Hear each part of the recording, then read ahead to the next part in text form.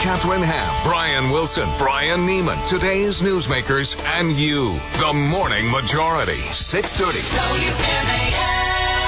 6:37. We're all in our places with bright, shiny faces. We've had our coffee. We're ready to talk to Lanny Davis. Lanny, it's always good to have you on the program. I want to start out by asking you something that I think is sort of a concerted strategy on the part of Democrats.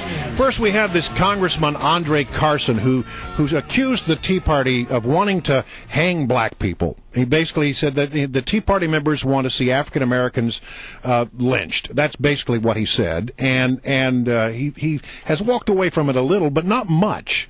And then you have the other day, you have this Jimmy Hoffa Jr. guy who gets up and says that we need to take the sons of bitches out.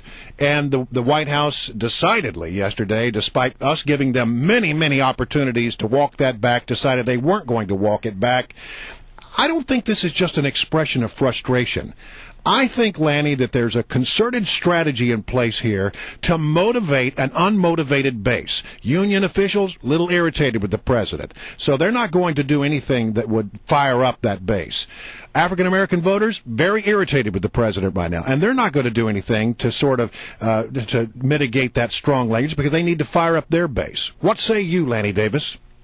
Well, first of all, I can just imagine a little secret meeting somewhere in the White House saying, let's get Hoffa and this member of Congress and a bunch of people to say some offensive things, and then people are going to say, well, since you didn't say them, you should take ownership for them. No, I'm not, Lanny, I want to stop because I'm not suggesting that there was a secret meeting in which this was decided. Orchestrated. Well, I do think that there is a sense that in several different constituencies of the president that they're in trouble and that they need to do something to fight. They came to the decision independently, but I think it is a concerted strategy of these individuals.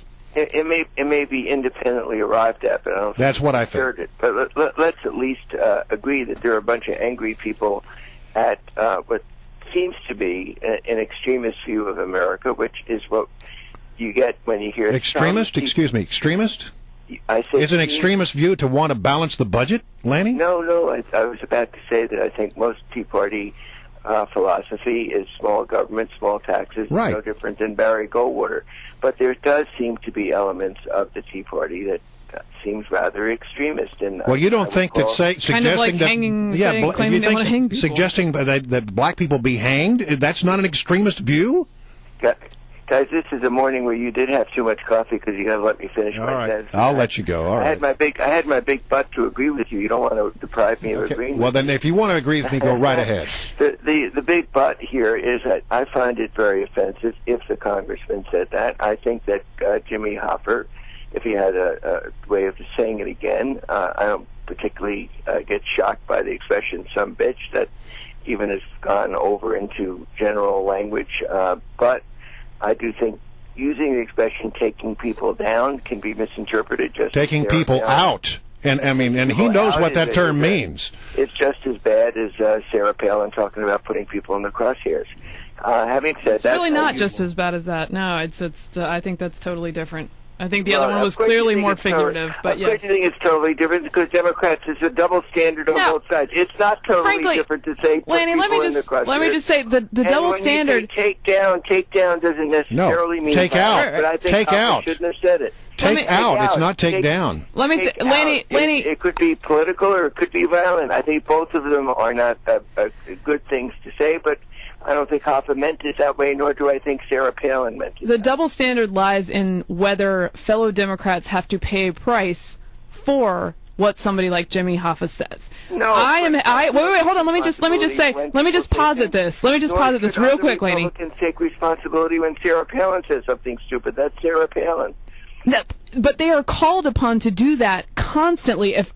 When Sarah Palin and McCain were having speeches, and some random person would yell something offensive from the audience, they would be held accountable in the national media for not renouncing immediately what the random person in the audience had said. If someone introduces you and says something inappropriate, it is not unreasonable to have the lecturer-in-chief on this subject, Obama, respond to that. I don't really care what Jimmy Hoffa says, but when you become the guy whose entire presence is to say, you guys behave yourselves, you have to be that guy in that situation.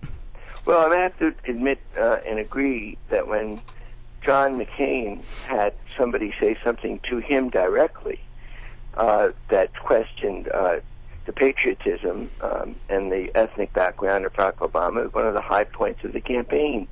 One of the reasons I admire John McCain so much is he said, wait a minute, stop, I don't agree with that. So there are moments where a candidate should disown what's being said on the platform. I don't think that what Hoffa said really even approaches a line that calls upon the President of the United States to disown what somebody else says. But I do think if Dan Pfeiffer were asked, do you agree with what Hoffa said, he should have said, I think that takeout expression is an unfortunate expression, but that's up to... But he didn't do that, did he? Agree with it. But as I said, this whole game, and we should be talking about the debate and jobs and the big issues here, but there is a kind of a political game that when something extreme is said, that somebody else has to take ownership of it and to, quote, renounce it. Barack Obama doesn't use that language. Let's judge him for what he says.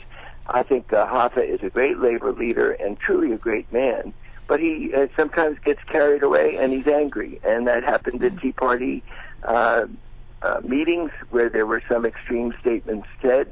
I do certainly take back any implication. I think the Tea Party movement is extremist. It's right straight in the mainstream of conservative history, but there are people and shouters who lie, those sorts of things. I don't take other Republicans as having a responsibility to distance themselves when there are extreme things said by members of the I'd like to hear that. I look forward to that new that's standard. That's fantastic. That is the new standard. All right, Lanny, you non-SOB. We'll talk to you next week, okay? Good to have you, Lanny. We appreciate you coming on. Thank you very much.